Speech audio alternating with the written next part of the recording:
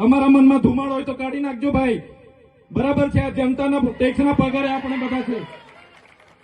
આ જનતાના ટેક્સનો પગાર મને પણ મળે છે, તમને પણ. કલેક્ટરથી તલાટીથી લઈને કલેક્ટર સુધીના બધા તમે નોકર છો, અમે બધા સેવક છે. આ લોકોએ જે પણ કે અમે પ્રતિનિધિ છે, અમને અધિકારો આપ્યા છે. તમે અમને કેમ અહીંયા બોલાવ્યા નથી? કલેક્ટર સાહેબ, તમારી જવાબદારી છે. તમે વહીવટ છો, તમે મને ફોન કરીને જણાવો ને. કાર્યક્રમ છે, મંત્રી સાહેબ ગાંધીનગરથી આવે છે, કઈ તકલીફ છે અમારાથી તમને? પ્રાયતનાજી, શર્માજી, તકલીફ છે આપતો તો કેમ ભાઈ તમે અમને જાણ નથી કરતા? કેમ આમંત્રણ નથી આપતા? તમારું વહીવટી તંત્ર હું ધંધા કરે છે ને બધું ખબર છે. હમણાં મોદી સાહેબ આવ્યા હતા, ખર્ચો થાય ભાઈ, 8-10 કરોડ રૂપિયાનો ખર્ચો થાય. તમે દેવ મોગરામાં ડેકોરેશન માટે કલેક્ટર સાહેબ 16 કરોડ રૂપિયાનો અમારા આદિજાતિ બજેટમાં ખર્ચો પાડ્યો છે. તમે ત્યાં મોદી સાહેબના મંડપના સ્ટેજ માટે 15 કરોડના ખર્ચા કર્યા છે. ટોયલેટ, મોબાઈલ ટોયલેટ માટે 2,40,000નો 2 કરોડ ને 40 લાખના તમે ખર્ચા પાડ્યા છે. નાસ્તા માટે 2 કરોડ ખર્ચા પાડ્યા છે. તમે ડોમ માટે 2 કરોડ ખર્ચા પાડ્યા, ચા માટે 2 કરોડ ખર્ચા પાડ્યા, બસ માટે 2 કરોડ ને 71 લાખ રૂપિયાનો ખર્ચો પાડ્યો. કેમ? અમે સવાલ પૂછીએ એટલે તમને નડીએ છે? ઓ ભાઈ, બંધ કરી દેવાડો, મારા અધિકાર છે ભાઈ. તમે આવો, બંધ કરી દે એટલે આમંત્રણ કેમ નથી? બંધ કરી દે એટલે બંધ કરી દો એટલે આમંત્રણ આપવું જોઈએ ને તમારે. અમને તમે આમંત્રણ કેમ નથી આપ્યું ભાઈ? અમે ચૂંટાયેલા ધારાસભ્ય છે, અમને એક ફોન કોઈનો આવ્યો નથી. કલેક્ટર સાહેબની જવાબદારી છે. પંચાયતના પ્રમુખ એવા મનજીભાઈ વસાવા, પર્યુષાબેન વસાવા, તમામ જિલ્લા પંચાયતના સભ્યશ્રીઓ, તાલુકા પંચાયતના પ્રમુખ, તાલુકા પંચાયતના સભ્યશ્રીઓ, સરપંચશ્રીઓ, તમામ સામાજિક સંગઠનના પાર્ટીઓના પદાધિકારીઓ, સાથે ICDSના અધિકારીગણ, જિલ્લાના વહીવટી તંત્રગણ, આંગણવાડી બહેનો, અહીંયા અભ્યાસ કરતા વિદ્યાર્થીઓ, મીડિયાના મિત્રો, પોલીસ અધિકારીઓ, આજના કાર્યક્રમમાં સૌને હું આવકારું છું. જે પ્રકારે આપણા વિસ્તારમાં શિક્ષણની જે ભૂખ હતી અને એ ભૂખ આ વિસ્તારમાં એકલવ્ય રેસિડેન્શિયલ મોડેલ શાળા ચાલુ હતી ઘણા વર્ષોથી, સાગબારા ખાતે ITIના મકાનમાં હતી અને સરકારને પણ બધાને પોતપોતાની જગ્યાએથી બધાએ પ્રયાસો કર્યા, રજૂઆતો કરી અને સરકારશ્રીએ ખૂબ સરસ માળખું સંકુલ અહીંયા આપણને બનાવી આપ્યું છે. અને બોયઝ અને ગર્લ્સ બંને 240ની કેપેસિટી વાળી 16 જેટલા ક્લાસરૂમ, લેબોરેટરી રૂમ, લાઇબ્રેરી, તમામ પ્રકારની સુવિધાઓથી સજ્જ આજે જ્યારે આપણને આપણા વિસ્તારમાં સંકુલ પૂરું પાડ્યું છે, આપણા વિદ્યાર્થીઓ, આવનારી પેઢીઓ અને પેઢીઓ અહીંથી ભણી ગણીને પોતાની કારકિર્દીનું નિર્માણ કરવાના છે, ત્યારે ગુજરાત સરકારના આ સાહસને અમે આવકારીએ છીએ, બિરદાવીએ છીએ. સાથે સાથે આપણી મધ્યે આજના આ પ્રસંગે ખુદ આદિજાતિના મિનિસ્ટર સાહેબ, મંત્રી સાહેબ ઉપસ્થિત છે, ત્યારે એમને પણ આપણે આવકારીએ છીએ. આગળ જ્યારે એમને મંત્રી પદ મળ્યું, મંત્રી થયા એના બાદ હું એમની સાથે રૂબરૂ 2 વખત મળ્યો. જઈએ છે, અમને પણ આવકારે છે, બેસાડે છે, સાંભળે છે. જે પણ આ વિસ્તારના પ્રશ્નો હોય, મેં શરૂઆતની મુલાકાત મંત્રી સાહેબ સાથે જે પોસ્ટ મેટ્રિક શિષ્યવૃત્તિની યોજના હતી 28/10/2024થી એક પરિપત્ર બહાર પાડીને એને જે પણ લોકો વેકેન્ટ કોટામાં હોય, મેનેજમેન્ટ કોટામાં હોય, એમના માટે બંધ કરી દી. ફરી એકવાર પરિપત્ર જૂનની 24મીએ થયો, પુનઃ ચાલુ કરવાની, બહાલી કરવાની સરકારે જાહેરાત તો કરી પણ એ પેન્ડિંગ હતી. જ્યારે મંત્રી સાહેબે નવા શપથ લીધા, અમે ત્યાં વિદ્યાર્થીઓ સાથે બિરસા મુંડા ભવને ગયા.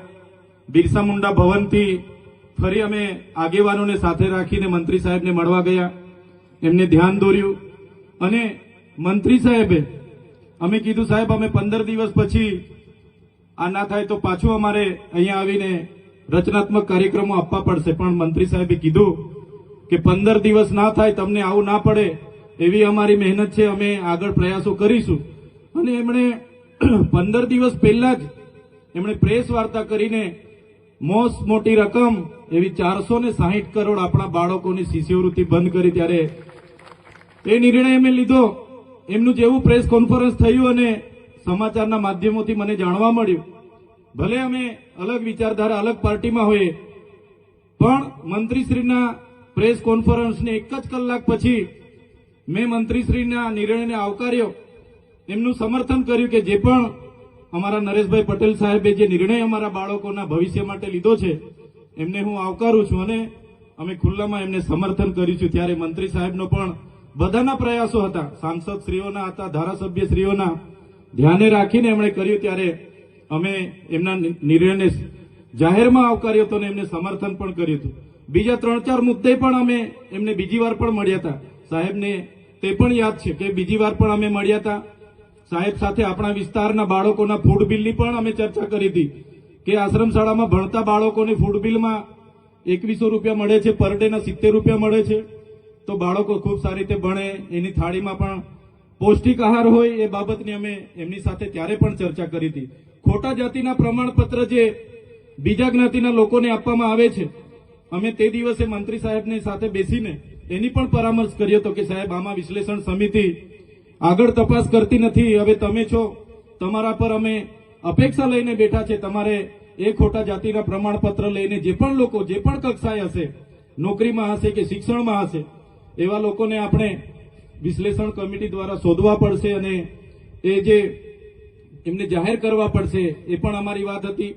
જે 40% માર્ક્સ ફરજિયાત લેખિતમાં લાવવાના, એવી જે હમણાં ગૌણ સેવા પસંદગી મંડળે નિયમ બહાર પાડ્યો છે, ત્યારે આદિવાસી સમાજને આર્ટિકલ 330-332 અંતર્ગત જે શૈક્ષણિક અનામત મળી છે, ત્યારે અનામતની બેઠકો 40% માર્ક્સ ફરજિયાત લાવશો તો જ નંબર લાગે, એવી જે કન્ડિશન છે એના લીધે કેટલાક સીટો આપણી ખાલી રહી છે. તો સાહેબશ્રીને અમે એનું પણ ધ્યાન દોર્યું હતું અને એમાં પણ આવનારા દિવસોમાં અપેક્ષા રાખીએ છીએ કે એમાં પણ ગુજરાત સરકાર આપણા મંત્રીશ્રી રસ દાખવીને આગળ તજવીજ કરે.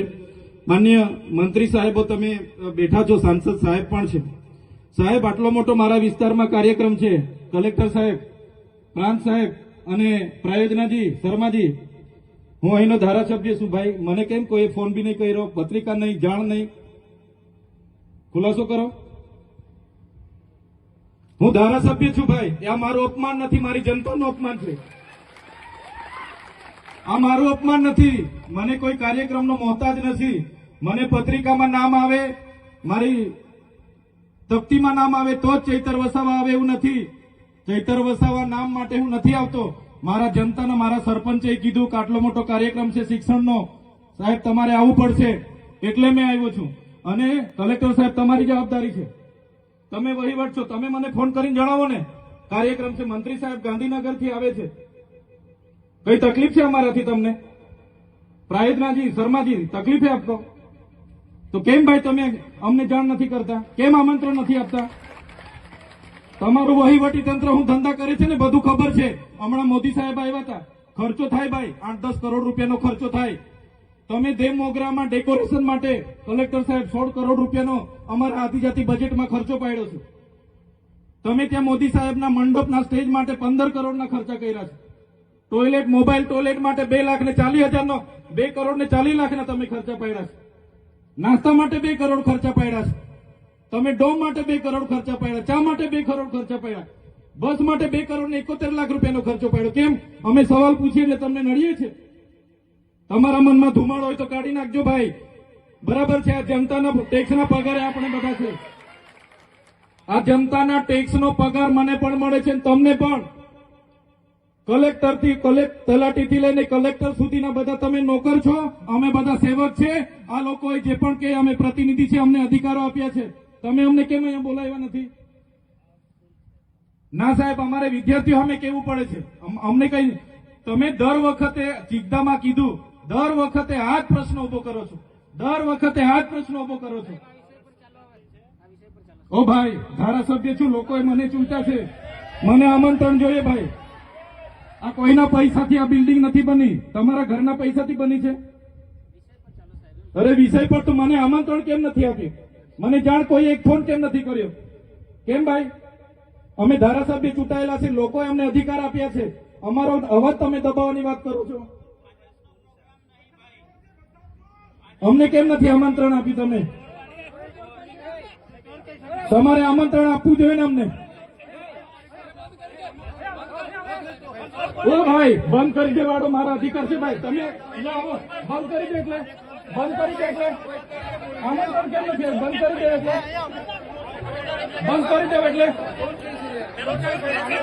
બંધ કરી દો એટલે આમંત્રણ આપવું જોઈએ ને તમારે. અમને તમે આમંત્રણ કેમ નથી આપ્યું ભાઈ? અમે ચૂંટાયેલા ધારાસભ્ય છે. અમને એક ફોન કોઈનો આવ્યો નથી. કલેક્ટર સાહેબની જવાબદારી છે. આ કોઈના કમલમના પૈસાથી આ બિલ્ડિંગ નથી બની ભાઈ. કોઈ તો પછી પણ સાહેબ અમે તમારી રિસ્પેક્ટ કરીએ છીએ સાહેબ. ને દરેક સરકારના કાર્યક્રમમાં હું હાજર રહું છું.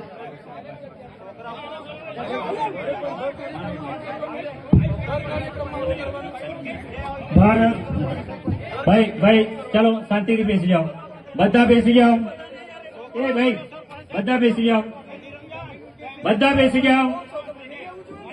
ચાલો શાંતિથી બેસી જાઓ ભાઈ, આગળ નહીં, બેસી જાઓ શાંતિથી.